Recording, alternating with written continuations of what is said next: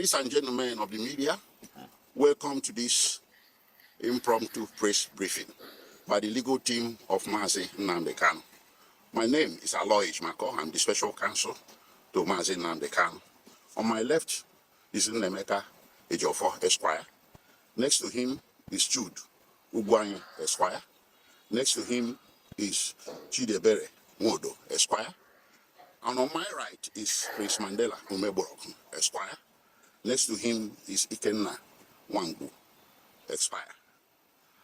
This is an observer member of the legal team with us today. Welcome one more time. We called this impromptu press briefing basically to recap on what happened in court on 24th September 2024. What happened is an exemplar of a defendant exercising his right under the Constitution when he loses confidence in the court before whom he has been brought to trial. It is nothing extraordinary. It didn't have to happen, but it happened for a reason. The reason is simple. We have contended, we have complained even in the media, and we have filed motions upon motions before the High Court, submitting evidence that where Mazi Nnamdi Kanu is currently detained complicates his preparation for trial because of several unconstitutional incidents or conducts by the DSS. One, the DSS seizes our legal documents. Two, the DSS listens to our conversations. These things led to an extraordinary court order by the former Federal High Court judge handling this case that we be provided a clean room free from secret listening devices in order to be effective in preparing him for trial confidentially. That clean room was not provided, and the DSS continued to interdict our documents each time we go there. Under Section 36 of the Nigerian Constitution, this is wrong. A defendant is entitled, as of constitutional right, to the adequate facility to conduct, to prepare his defense, and to interact with his counsel in an atmosphere of confidentiality free from any interference whatsoever. So given that DSS has become very stubborn in complying with these court orders, we did in fact file also a contempt proceeding which is pending before the Federal High Court. But there is no change in circumstance which made it impossible for us to prepare Mazi Nnamdi Kanu for trial.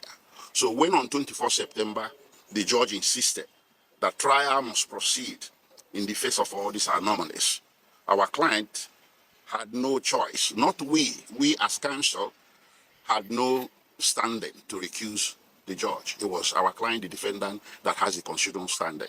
So he rose up to exercise that constitutional right, because with this atmosphere of not being prepared for his trial, how could the judge insist that trial must continue? That was exactly what led to the loss of confidence in the judge and the request for recusal. I'll stop here so far so that my other colleagues can give you other background to this case and why you are here today. Thank you. Thank you very much, gentlemen, and all lovers of freedom. My name is Nnamdi Kanu. I'm one of the lawyers to Mazi Nnamdi Kanu. A lot of people have been asking questions as to what happened in court in September 24th, 2024. And some people, including those in government cycle, tend to see it as a sign of disrespect to the judge and to the judiciary. We must clear the air.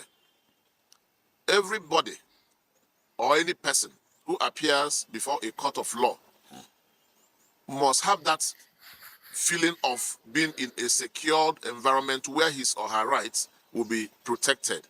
And not just protected, will be seen to be protected. Once you are before a court and you do not have that feeling that your fundamental right is being protected by the court, then you have the right to request the judge to recuse himself. And this can happen for so many reasons. There are reasons why Mazi Nnamdi Kanu had to take that very tough option of asking the judge to recuse herself. One of which is that Mazi Nnamdi Kanu believed that the judge was respectful to the Supreme Court's judgment or decision that his bail be restored.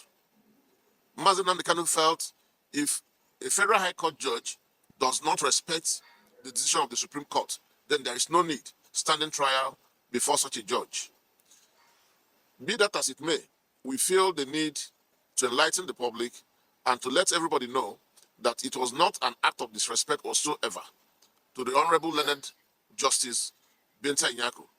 She remains a very sound judge, an astute judge, and a judge we all love to appear before. Thank you very much. Yeah, good afternoon, sir, to all of us. My name is Jude Ugwai. I'm one of the lawyers to Nnamdi Kanu, and I hail from Enugu State, Enugu Ezike in particular.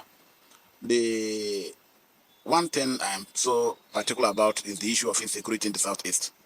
This trial of Nnamdi Kanu, no, the federal government is not ready to proceed with the trial because the Southeasterners are the worst victim of the insecurity that bedeviled the nation. I did say that my name is Jude Ugwai. I've lost a brother who was in final year, Faculty of Law, to this insecurity. And one wonders, okay, what is the interest of federal government in not being open to trial? Each time we go to court, they will say they're ready for trial. But you cannot be ready for trial when the atmosphere you create is not sufficient or conducive for the defendant to properly conduct the defense. Now, as a result of this insecurity, I cannot even travel to my village. And then instead of giving us the atmosphere for a conducive trial, they're insisting on trial, whereas our client is handicapped. And when we say that that is not a fair trial, we say, please give us time, we think we to do the needful. And they said it is impossible. That was why Nnamdi Kanu insisted that this trial cannot go on. Because if the federal government should consider the insecurity in the Southeast and being aware that their primary responsibility is to secure the life and property of the citizens, they should allow this man either bail or give him enough room to discuss with his lawyers so as to effectively defend himself. So in the absence of all these things, I think, in my view, that Nnamdi Kanu was right to say, I need another judge. Nnamdi Kanu never said, I need a particular judge. He said, I do not want to subject myself to this particular judge, but any other judge of the High Court is okay. That is what we see, and that is what we take. And any other judge they give us, we are ready to go with the trial, provided we foresee non-bias and impartiality. Thank you.